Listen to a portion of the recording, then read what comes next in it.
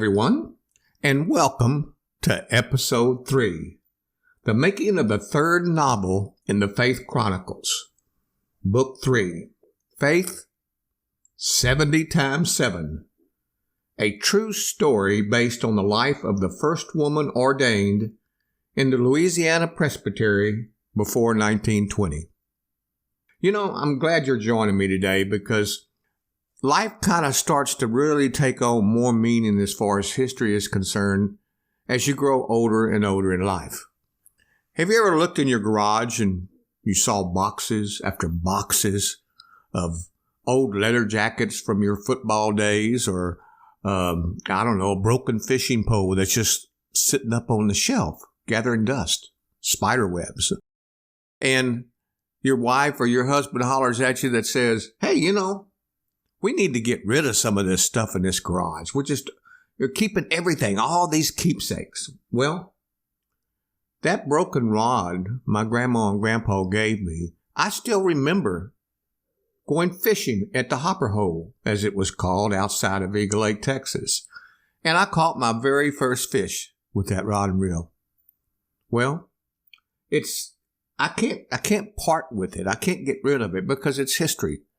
But anyone finding that rod and reel would have no idea what the history is. Well, that's why my story, Faith 70 times 7, has such significance in all of my different writings. It's probably right up there to the very top, if not the top book, written so much from my heart and so much from my memories. As my mother, when I was digging through these same boxes as I was telling you about earlier, my mother, I ended up getting these boxes of just paper and pictures, old pictures. I didn't even know who the pictures of the people were in them. But I found in that chest Red Chief legal-size notebooks that were the outline of my grandmother's sermons. It had notes jotted on the side of things that may or may not have happened like they're supposed to in those days. And this is all before 1920. I started reading through it, and as I got further and further into it, I decided this is definitely a perfect novel to write with creative nonfiction. I can't tell you how many times I was writing the novel and trying to build feeling into each event as they occurred from her outline and from her diary and from her notes, that I actually had water come to my eyes and had to stop writing to gather my composure. The book will have you in tears as well. And some of them weren't necessarily happy, but not all of them are sad. But it's a true story about the first woman ordained in the Louisiana Presbytery. And her name was Caston Slaton Bonds. I guess the reason this book is so important is because if we all go back to 9/11, how many stood after that event and asked for forgiveness?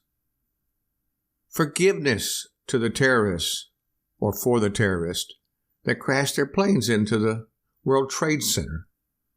I don't know.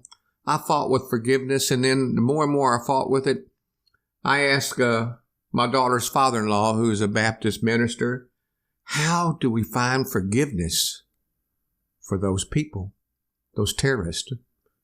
And he said, you don't necessarily ask for forgiveness of the terrorist. You ask God to help you find forgiveness in your heart for the terrorist. And God will be your strength to do so. Well, let's talk about this miracle of forgiveness. In my novel that I'll discuss with you as far as the making of, in about 2 more novels, I think it's called Hallelujah, it talks about forgiveness. And we watch Jesus in that novel performing many miracles, including healing numerous people with a disease or with disabled bodies.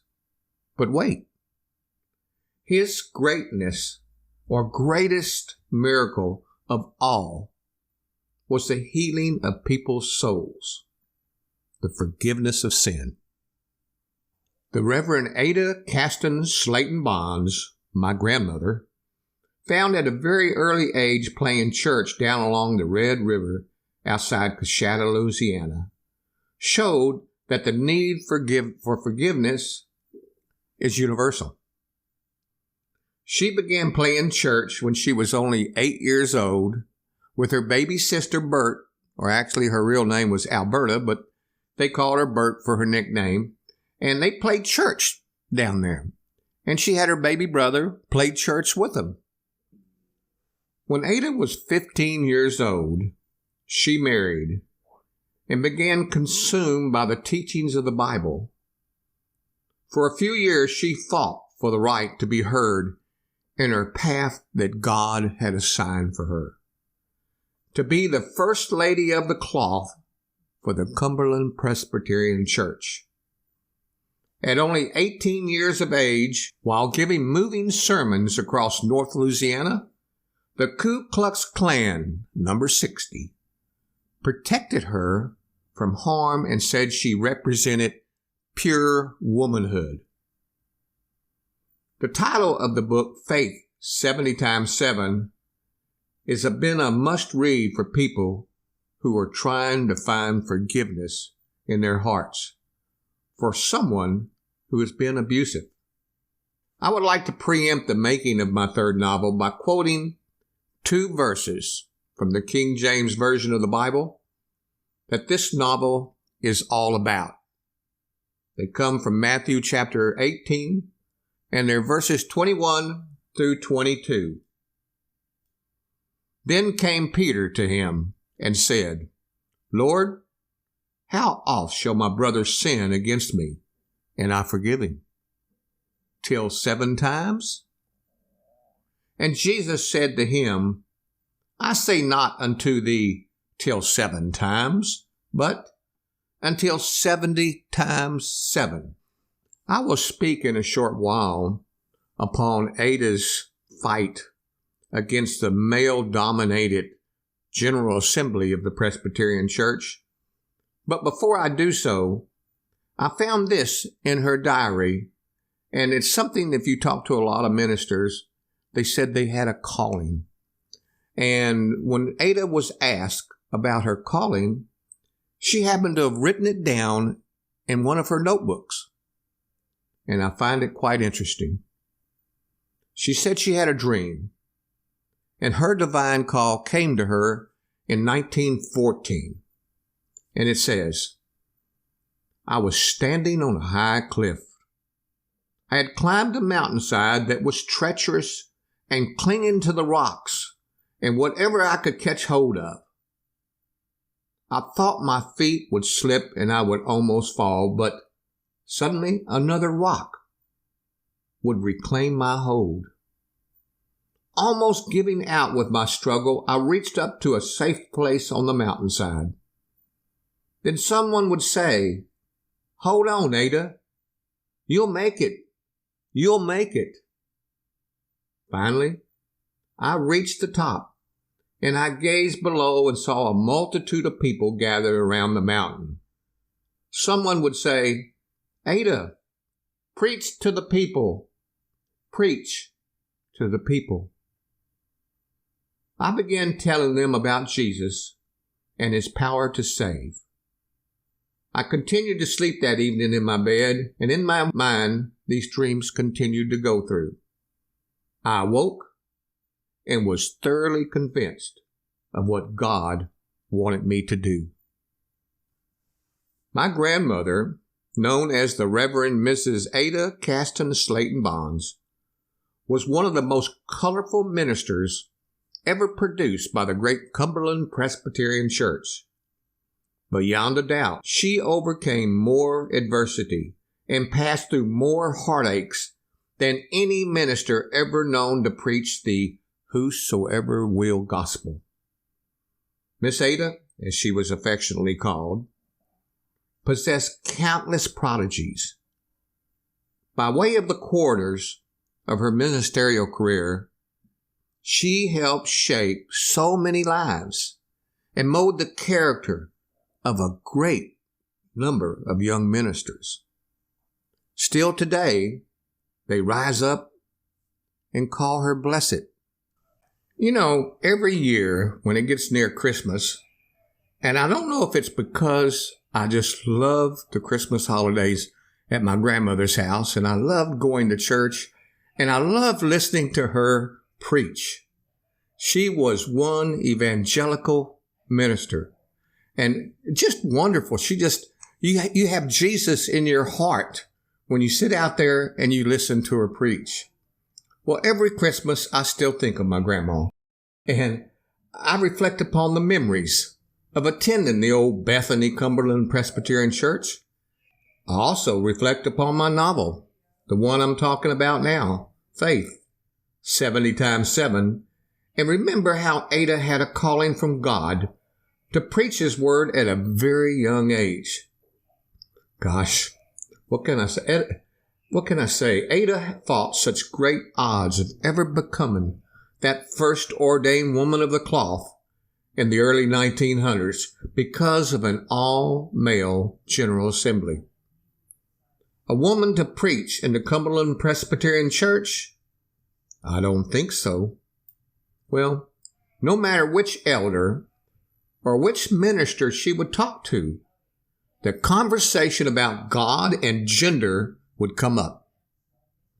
And those men would always attempt to conclude the matter by saying, Jesus was a man. I point out many of the adversities in the novel that Ada faced, and one of them being that of having for 20 years an abusive alcoholic husband. But right now, we're not here to discuss that. We're here to discuss her divine calling at the age of 14 years. Okay. Have you heard about Anchor.fm by Spotify? It's the easiest way to make a podcast with everything you need all in one place. Yep, Anchor has the tools that will allow you to record and edit your podcast right from your phone or your computer. And best of all, Anchor is totally free. Download the Anchor app or go to Anchor.fm to get started. I must admit, in Jesus, God was once a man. But, if you think about it, He was once a baby, nestled comfortably in Mary's womb, a small little human whose life depended upon a woman. Furthermore, He was a tiny, small little baby boy who slept comfortably on His mother's chest, and probably, without a doubt, after several months, said, "Mama." Ada had the most difficult time convincing men that she had a calling from God to preach His word.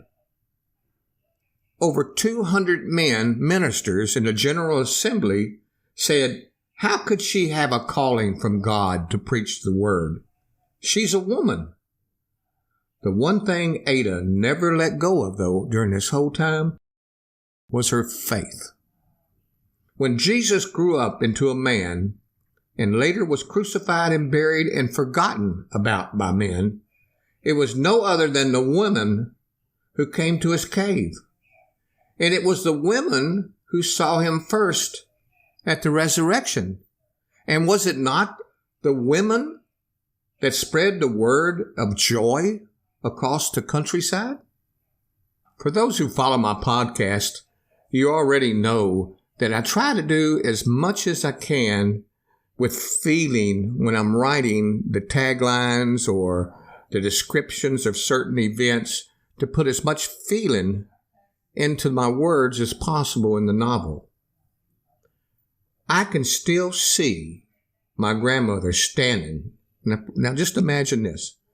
Standing in front of 200 male members of the Louisiana General Assembly, and with such odds not in her favor, standing up in front of everyone.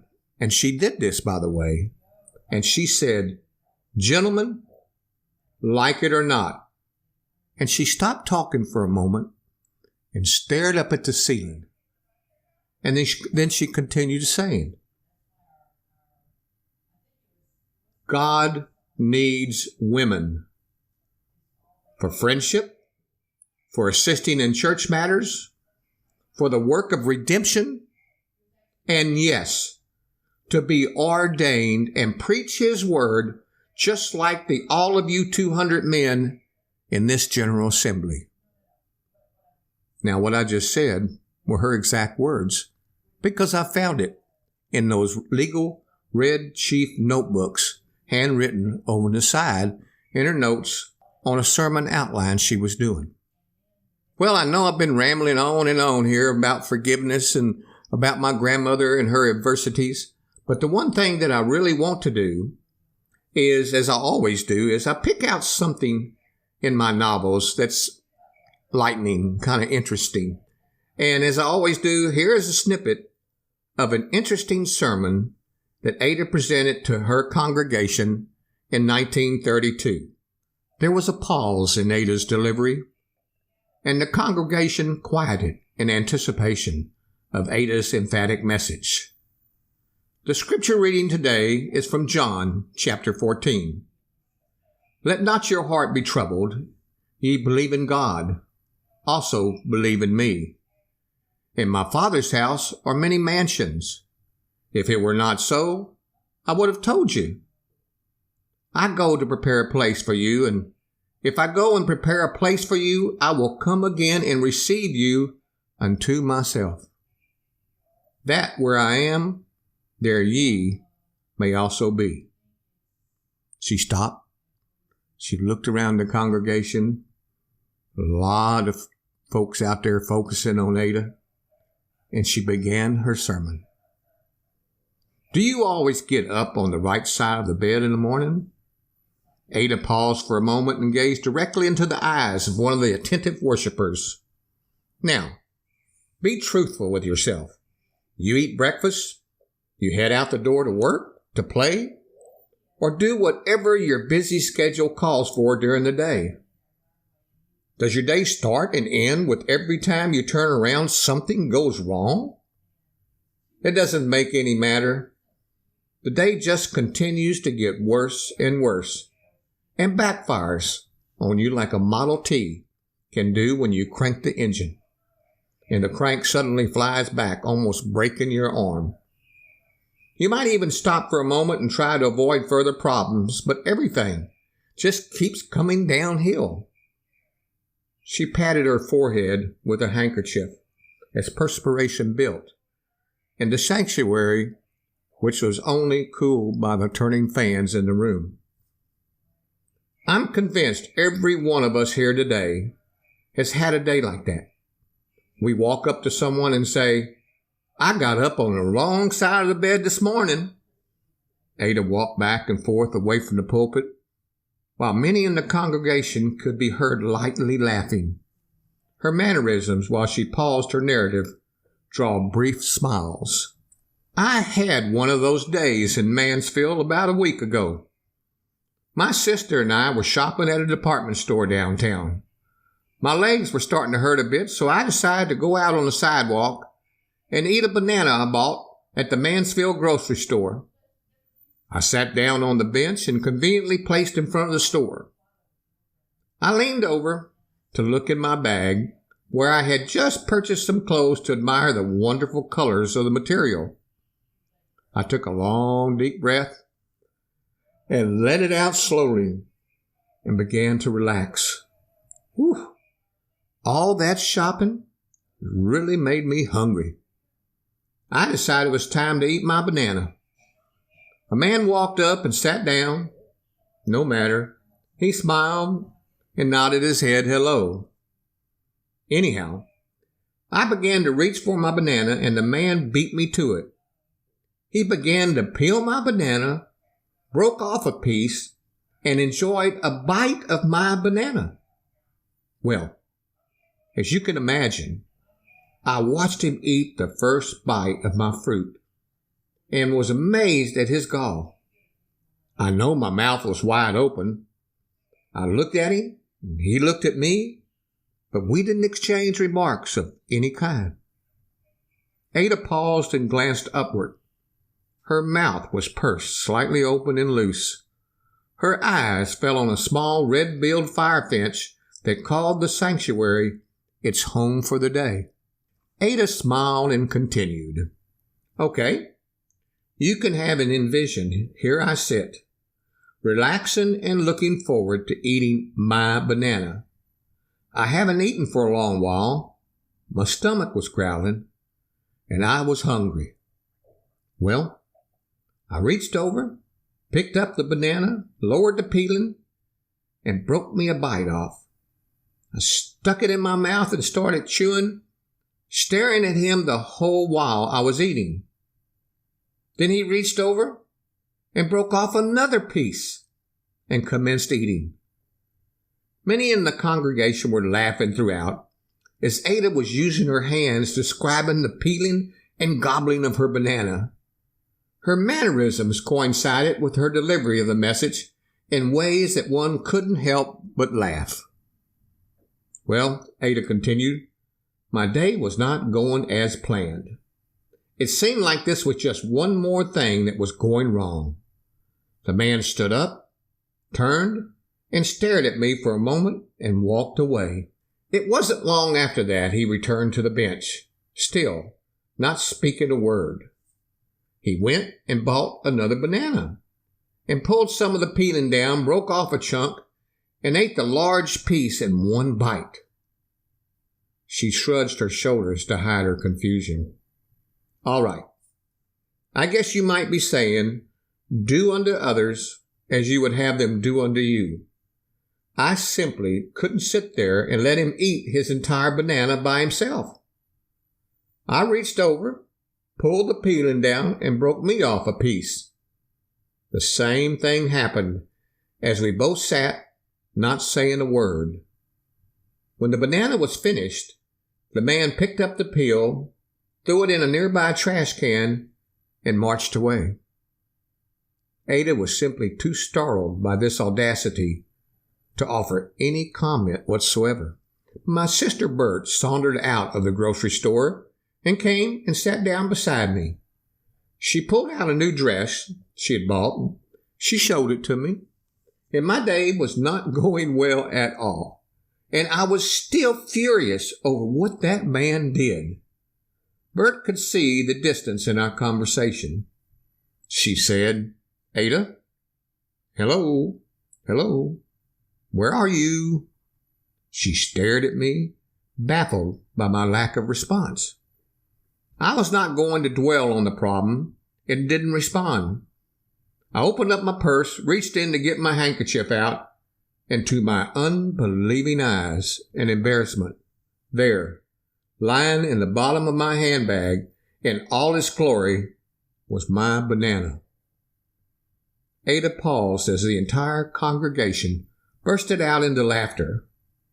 I ate half of both of his bananas. Mine was still in my purse. Ada stepped back from the pulpit for a moment. The entire congregation were laughing and cheering. Ada was a real storyteller and liked to use her real-life experiences to demonstrate a point. God knows she had plenty of those, but she was still ashamed at having taken advantage of this kind man's quiet nature. Okay, so my day was on track to be good at the beginning, but went downhill. The week for the apostles started gloriously when Jesus Christ entered into Jerusalem. Citizens on both sides of the road were holding up palm branches, waving and shouting. Ada stopped and took a moment to get a drink from her glass of water. Her voice continued to ring with command. A few years ago, there was a reunion 100th anniversary of Old Progress Church just outside Pleasant Hill, Louisiana. It was a wonderful day spent. And that brings me to, I see my time is running a little bit longer than it should be. So I'd like to go ahead and close on episode 3, but in doing so, the words I want to review of my book that I wrote are these, from a person by the name of Josephine Starr in Fredericksburg, Texas. The many words spoken in Sidney St. James' story brought back my faithful training in my early years when we had revivals.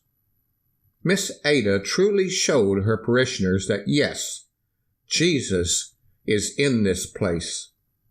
I was fortunate to be able to attend a 2014 revival in Pleasant Hill, Louisiana, honoring the memory of Reverend Caston Slaton Bonds. It will always be a special day in my life. Now that I've read her memoirs, I feel I know her joys, her sadness, her love of family, and her love of God. A great novel, a great read. Josephine Starr. Thank you for joining me in episode 3 of How the Story of Faith 70 times 7 had its beginning. Happy listening.